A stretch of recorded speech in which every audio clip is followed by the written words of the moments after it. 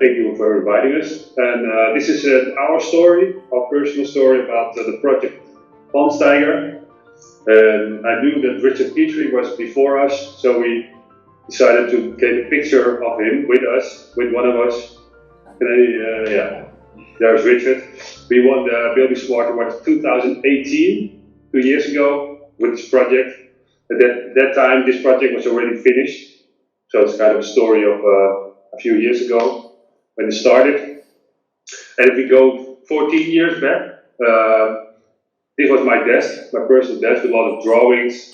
I had a laptop, but also a wired phone, and I worked as a kind of site manager, preparing all the contracts for projects, working with drawings, with hatches and drawing tables.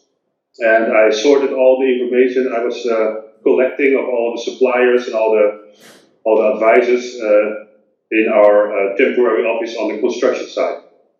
And in 2007, a few years later, I had to renovate a museum, an old museum in the Netherlands, and there was a steel frame to take up the structural work for the project, and that was my first kind of BIM model. We always say all the steel suppliers, they work in BIM models already for 20 years or so, so that's true. And after this project, I went to another project where I did a full three-dimensional coordination with 6 different steel suppliers, also other suppliers in a BIM model. And at that time, we worked like a list of contacts, and I added 2 columns in my Excel list. My first kind of BIM protocol, BIM execution plan, and I wrote down what kind of software they were using, because I had to know how to exchange those three-dimensional files for coordination. And you see Revit, Tekla, and also AutoCAD, but we decided to share with IFC, the Open BIM Standard IFC, in 2009. But unfortunately, we had to do some issue management that I wasn't really able to do with. But we now have BCF. I tried a little bit in PowerPoint to do some BCFs, but then we didn't have BCF at that time. So that was where we came from. And we also were looking at drawings and writing down into Excel sheets the quantities. That was a lot of work and a lot of headaches. So it's good that we speed up those processes a lot with BIM models right now. That was my introduction, where I came from. Yeah, thank you, Lex. Hi, Copenhagen. Yes, I don't have such a long history as Lex. He also has gray hair, but I'm still a little bit younger. So in 2013, I started at Duda Vermeer, a large general contractor in the Netherlands, and I got the possibility to work on several projects, experimenting with BIM, some housing projects, some renovation projects. And my background was that I studied at the TU Delft, and there I had a research about the benefits of BIM. And I'm going to show you a complicated picture, because I think the supply chain of our building industry is complex. If you want to benefit from process innovation or digitalization, you have to know that every chain in the supply chain evolves another one. And that was sort of my starting point when I met Lex, that we have to have focus on that kind of factors to make Pontsteiger a success. Lex, can you explain something about the project? Yeah, you see an old map of Amsterdam. Within the middle is water. And on the left top, we were collecting all the woods that we were importing from the Nordics. We were having boats with all the trees that we were using for our construction, collected in the wood harbor. And there was a real big redevelopment. And I show you a movie about the construction, and you can see the environment.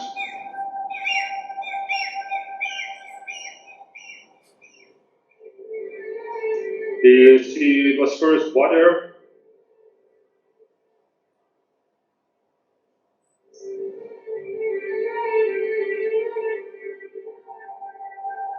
pumping out of all the water.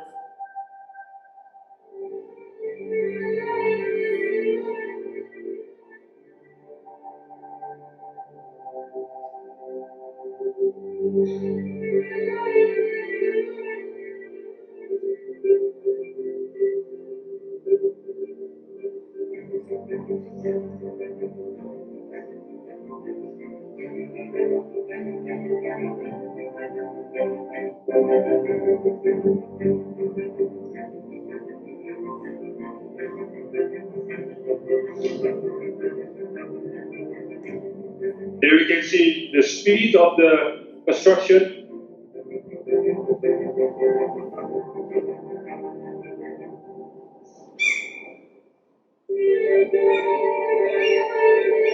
This was one of the most exciting points because the two towers were built up, and now the steel frame was fully prefabricated and it has to fit with it. And we had only like 5 millimeters of adjustment space, but it fit, as you can see.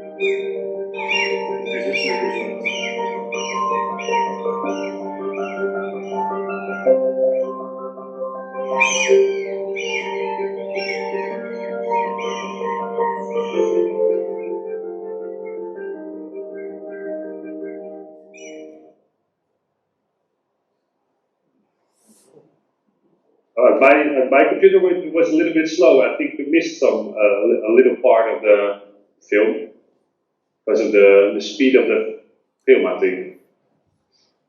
Jeffrey, can you share your screen maybe? Yeah. You're back in.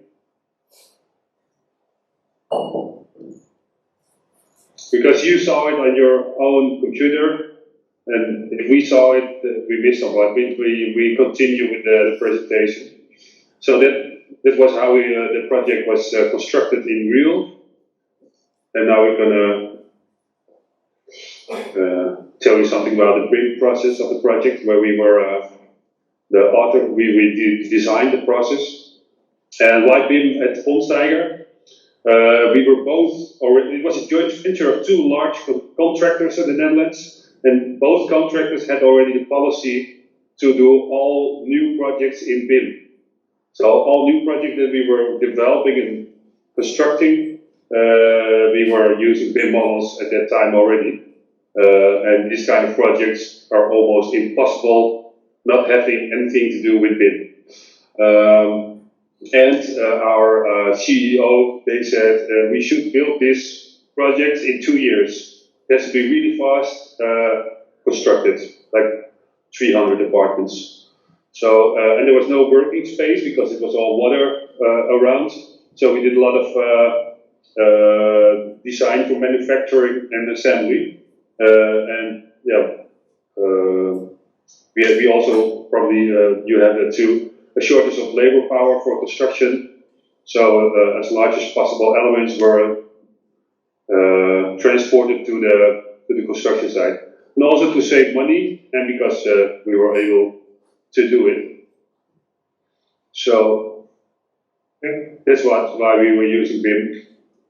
Yeah. So yeah, we want to elaborate on some parts. It's mainly what we have sent to the buildingSMART Award program, and it's covering certain topics. First of all, the BIM agreements, very important to make a success of your project. Then how we did the concurrent engineering, the model coordination, how we did it, issue management, what we used and what the benefits are, some about design for manufacture and assembly, and last but not least, site support. So let's get started. Bim Agreements. For us, Bim Agreements is a product at the end of an intensive process with all the parties, because it's not about writing down and saying, okay, this is how we're going to do it. No, it's about the conversation with each other. What are our ambitions? How are we going to fix this? And our statement at the beginning was that we have to use and combine available knowledge and standards rather than reinvent it yourself. And it seems like an open door, but in the Netherlands it's still a common mindset to think of yourself as the most smartest person instead of using what others have already thought of. And we turned that around. So, about ambition. This is a sketch which is used a lot in the Netherlands. It's on a BIM information chart. And it describes the different BIM levels. And I think you already know the BIM levels. And we said, okay, for this project, we want to achieve a level 2. I think in England, the numbering is different, but this is really about collaborating with each other on the 3D model and collaborating on those information. And other really important way of looking at a project is that we use a way in looking at the project from a supply chain point of view, because it's not about the different disciplines, it's about how we're going to make with each other this building for the client. Gieling a long time ago made a research about it, and he distinguished something between demand and supply. A lot of people call it now the hamburger model, because it looks a little bit like a hamburger. But it's important for us to determine that there are different kinds of models. There are models that represent the demand side, also the design model often called, and you have something like the supply models, which represent really the manufacturer side of the BIM model. And in those collaborations, you have to think of which information are we going to make and how is it usable for the other person in the supply chain. And this is also an important point for us, because therefore this included a really integrated process. So just like Lex already said, we had 2 general contractors, 1 vision, and that helps a lot. And we said from the beginning, okay, we're going to use no company standards, but we're going to start from scratch and use open standards. And so really we started like this. At that time in 2014, a lot of people had different thoughts about why to use BIM. So that's also the starting point for us. We started with the why, how, what from Simon Sinek. And that's also how the BIM protocol was made. So really starting off with the why and getting commitment on that why. Because a lot of the decisions later on refer back to why are we really doing this. And then you can say, okay, let's stop. But that's not the point where Lex and I stopped, because we were thinking, okay, how can we get everyone on the same page? And we made a lot of supporting documents explaining how we want to exchange information and how you have to do that within your 3D model.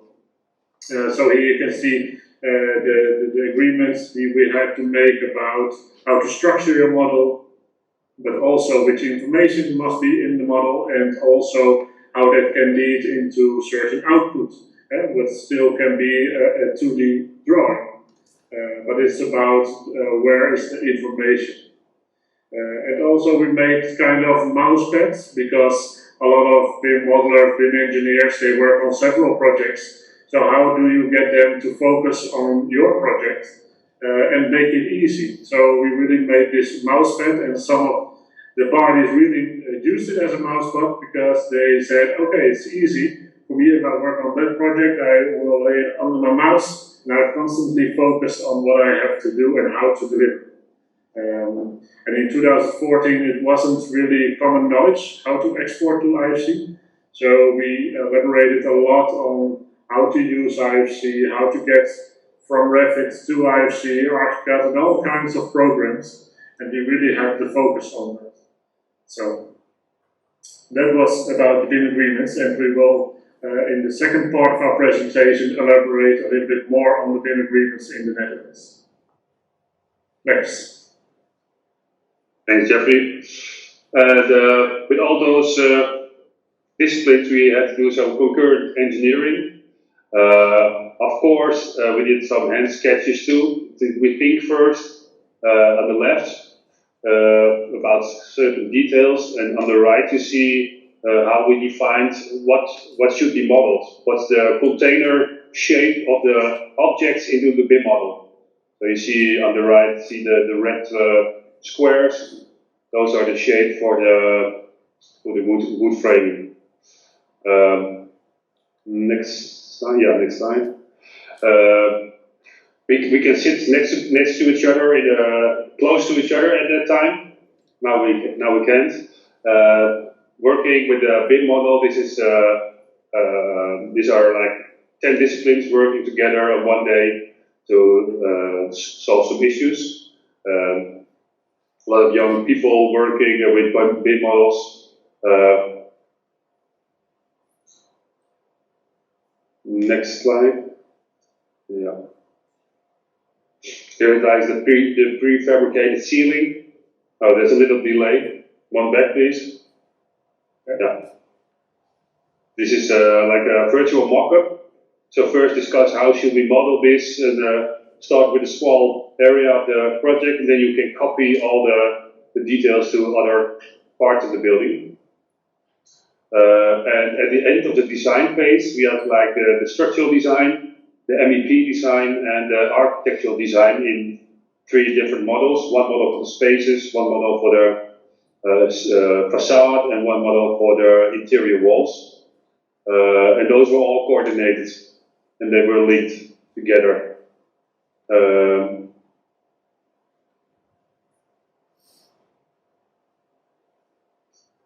And starting with this hamburger, we use this hamburger a lot. How we did the model coordination. There's not only clash control, it's a different kind of controls. So we defined 4 steps of model checking. But the first step is that the quality of the BIM model of the certain discipline is correct. And we said you should look at a few things. So we didn't mention that they should put all the information in, but a lot of information. But they more have to look to the structure, how to structure the model. This was more important on big projects than the amount of information. And the second step of model coordination is to coordinate all the design or the demand disciplines together. If those are incorrect, all the suppliers don't have the benefits of good models. So we first solved the issues into the design models. We wrote, of course, some rule sets for that. Not too difficult. Simple rule sets to make sure everything will fit. There's a little delay because I can see on my screen the previous, and I see on the camera into the room that you're already in the next one. So this is the second step in the model coordination, and then we have the third step. The third step is, for example, if we have a prefabricated wall into the design, it should go to the supplier, and the supplier should like take over the shape and make his model. So first we had to classify all the suppliers from the design models. We did the classification so that they know which objects they should deliver. And then the next step is to match that. Here you see like the concrete of the structural engineer. The next step is the concrete of the supplier, concrete slabs, and they should fit perfectly in the same shape. Here we have the facade of the architect. This is the facade of the supplier, and if we mix them together, we made them green and red. You can see there are little differences here on the left, but this is how we coordinated that. And the fourth step, also important, that all the suppliers are coordinated with each other. For example, we have a steel supplier and we have a concrete supplier, and all the anchors should be on the exact correct position. And that's also that's the next step in coordinating the BIM models. And here you can see how that fits perfectly. And if we have these kind of details on the left, you see the 5 suppliers, and on the right you see the result on site. It's quite well coordinated and prefabricated.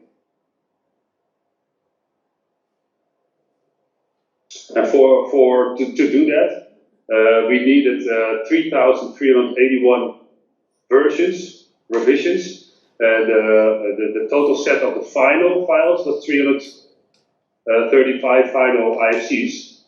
So if somebody asked you, can you send me the BIM file, then we should ask, which file do you want? Because there were so many. Some people are still in that BIM is one file and you can send it, but and what my work, which I started my presentation of quantity takeoffs and coloring drawings, is so much easier right now that we can do it automatically, as you can see here.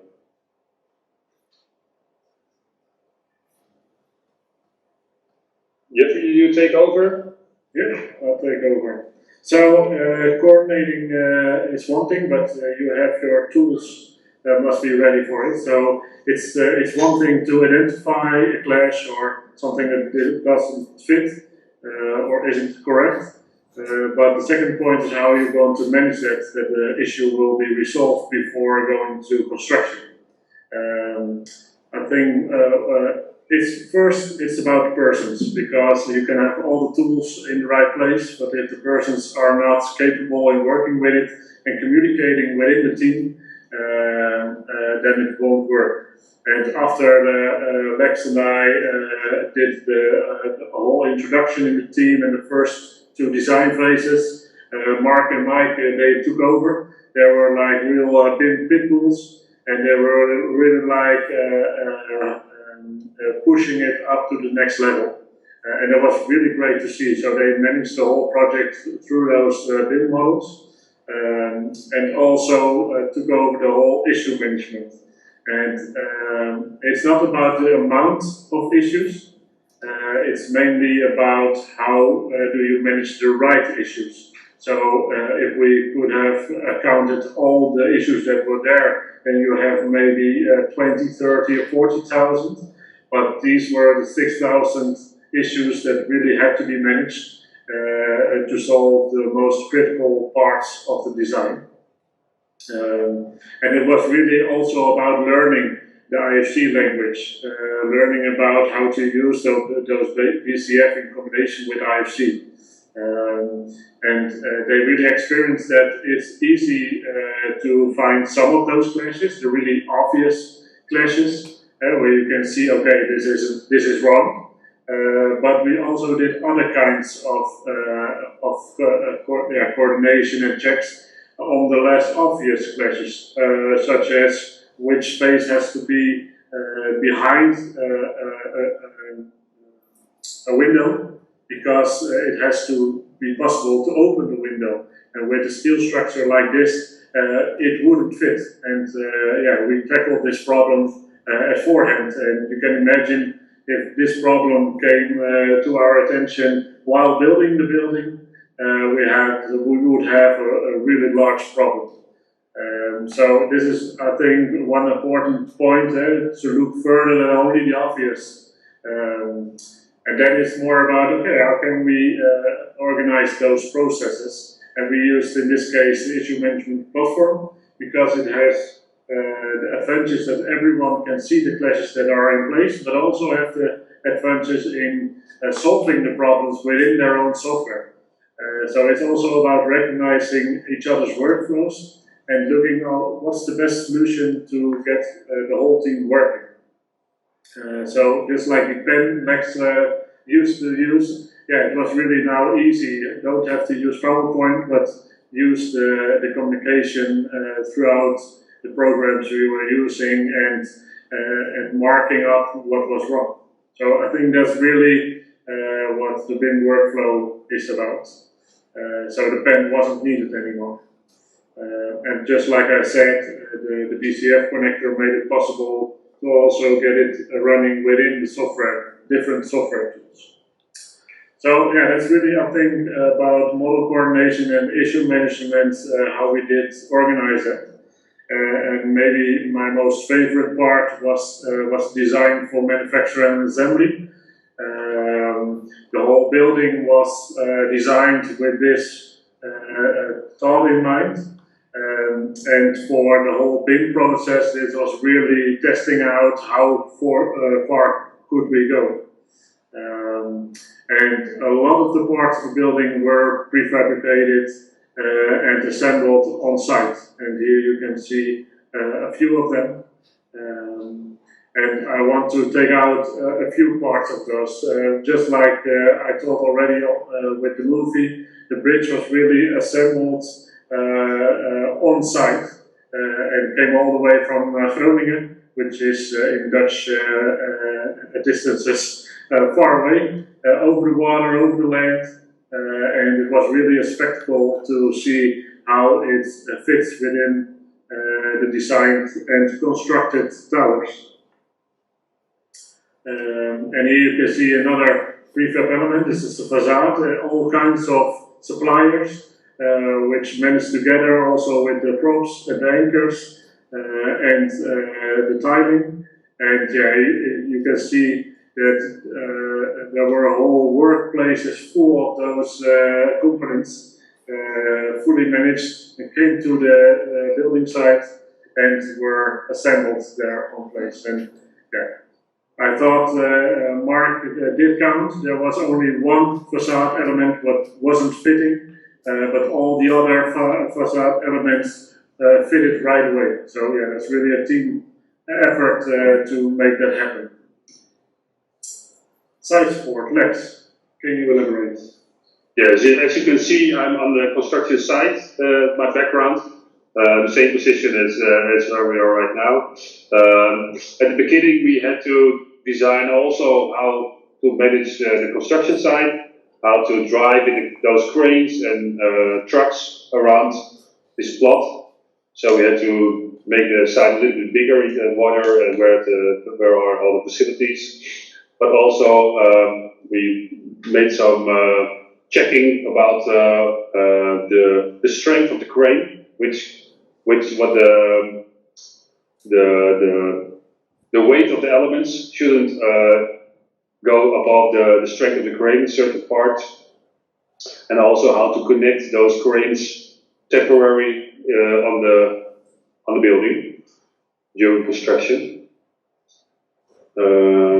And also the anchors, they were not drilled on site. We had like a few thousand of anchors, but they were all like modeled first so that we could coordinate them. On the left you see like some installations. If we would drilling those on site, you probably will hit something. Now everything is prefabricated and we can speed up process. And here you can see one building story that it was completely planned out on the minute, and you also see the anchors. And later on in this film, you see some temporary scaffolding on the top right now, the white parts.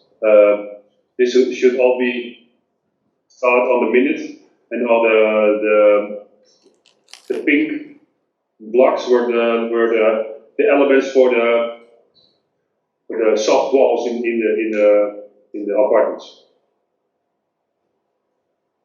So we did a 4D simulation of the whole project because it was too heavy, because so many models, so high detail, we couldn't manage. There's no software that can handle it, so we decided to do like 2 building stories, the whole process, and this is like 2 weeks.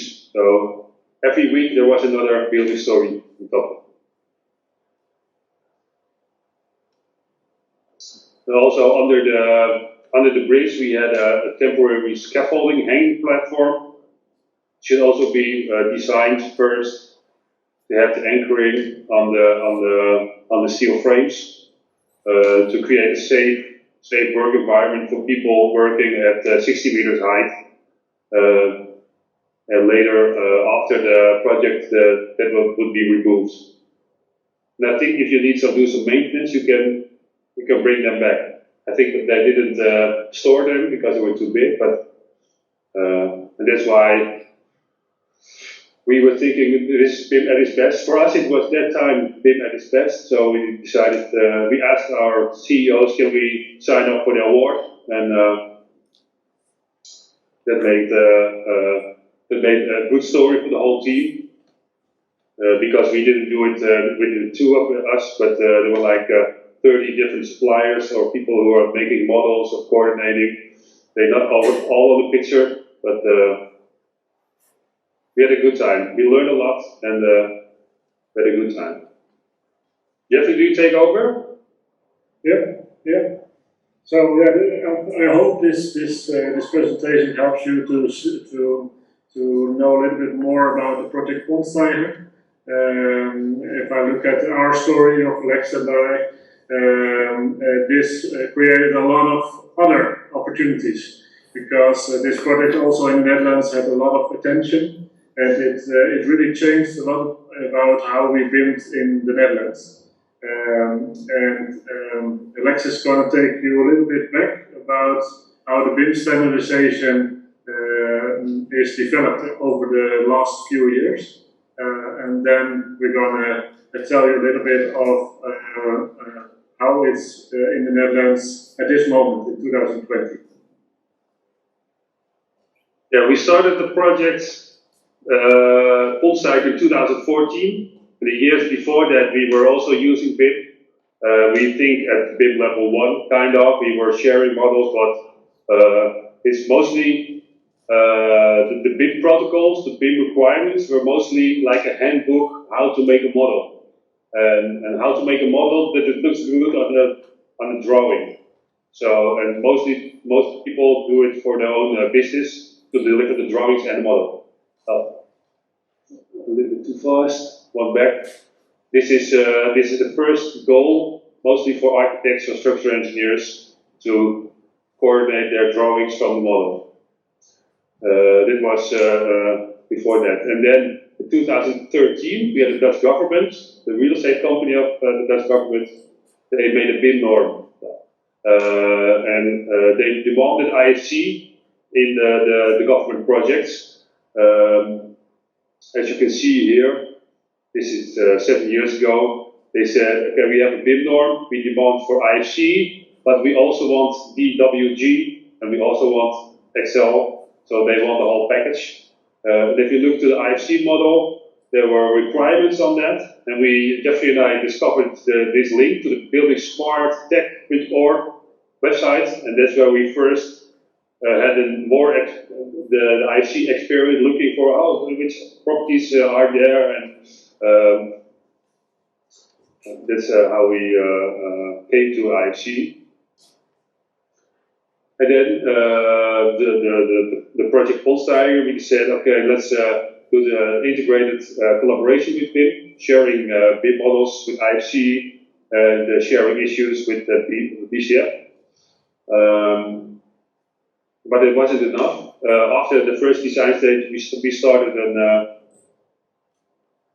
an initiative. Yes, did you take over right from here?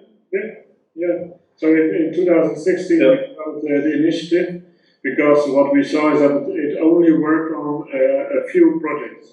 And we thought, okay, are we doing something really strange, or why isn't it evolving? And then we spoke to some competitive companies of ourselves, but we said, okay, this is not about the competitive advantage, this is about the large development on the long term. And we get together and we discussed about, okay, but do we really want different things, or do we want the same thing? Oh, we want the same thing. Maybe we have to write down what we want. So we came together and said, okay, it will be beneficial for all of us if we speak the same language, because then we really can eliminate wasteful tasks. And it doesn't work if one company states that in one way and another company states that in another way. Because the experience in 2016 was still that a lot of projects looked like this, models that weren't possible to coordinate, something like building stories that was impossible to match with each other, but also really unreliable information. And I don't know how it is in Denmark, but maybe you skate also on ice. In Dutch we always say, okay, it's not reliable ice, but still we do it. And I'm glad in the Netherlands we have that kind of mindset, because we stated, okay, the model information is not really trustworthy, but still we want to use it. And we have to do something about that the models are not reliable. So that's really the step we took. And we said, okay, we do an unbranded infographic with the basics. So it's not going to solve all your problems, but we stated that with a few agreements, a lot of the difficulties in model coordination would be solved. Yeah, we think it's a really good success, because in 4 years we have now over 400 companies in the Netherlands who are partnered. And there are all kinds of parties. So there are general contractors, architects, structural designers, MEP designers, but also universities who are educating the students in how to use the BIM Basic idea. And yeah, it's really like a community. So it didn't stop there. In the meanwhile, we made a lot of free manuals. So made by users, so not really through software companies, but mainly in the collaboration between users and software companies. And yeah, that made the manuals also really user friendly. And yeah, I think that's a great thing. And the success is not only limited to the Netherlands, because in 4 year times there are over 15 languages available. In some countries, the government are prescribing the BIM Basic idea. So, for example, in Chile and in Colombia, they stated that in the following years, all the projects have to fulfill on these agreements.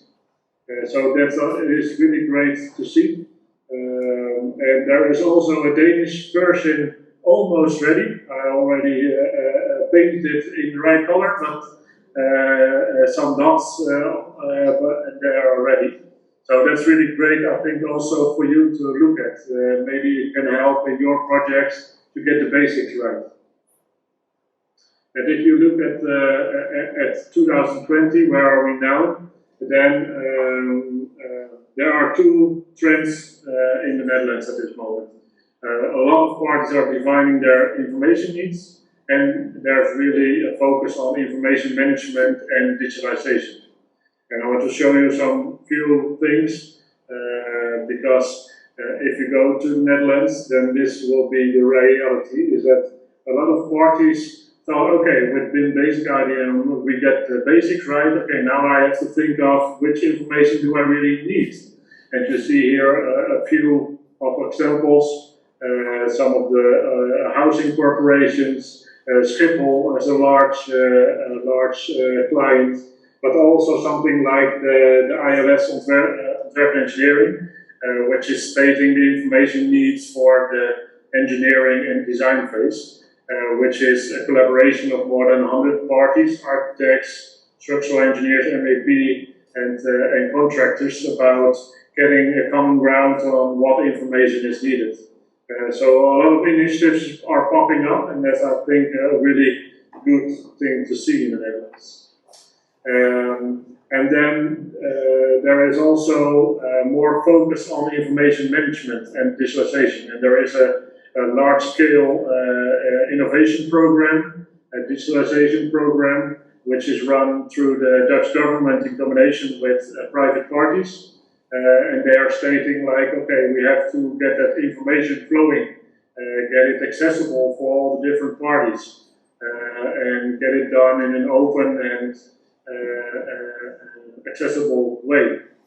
So there are a lot of developments, and they really look at initiatives like the Bim Basic IDM, because the community is a really strong community who wants to get forward, and they're trying to get more initiatives into the Dutch environment to make successes. And also the ISO 19650 is getting more and more popular, which gives us a larger scope at looking at information management. And I think this is a good step in digitalization of the building construction sector. So I think and I hope that this will continue the next few years, that we can also make some progress on a larger scale of information management. So I want to surprise you with some last notes before ending this presentation, because I hope that this will be an inspiration for you, and also something good to look at. Because maybe some of you already knew the Bim Basic IDM, otherwise it's good to know.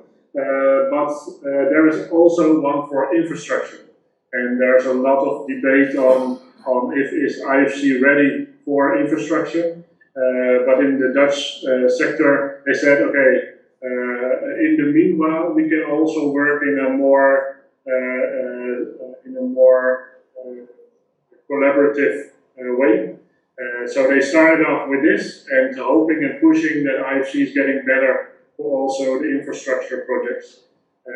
But I think also this content is really useful for other countries. And the second one is that we are really busy in creating a version 2. So 4 years ago we launched version 1, and in collaboration also with buildingSMART International, we decided to change the name of the Bim Basic IDM, and it will be the Bim Based IDS. So it's more in line with other developments in buildingSMART, in creating an IDS standard, and it really suits up for the next step. And if you follow us, Lex or me, then you will see that the 2nd of October we will launch a new website of the Bim Basic IDM, Bim Based IDS, with a new 4th version of that document, with all the experience of the Dutch building projects in it. So, to conclude, if you want to know more of all those things, we are sorry that we can't drink coffee now with you, but if you want to do a virtual coffee, then we're open for that. Thank you very much for listening and being here at the conference.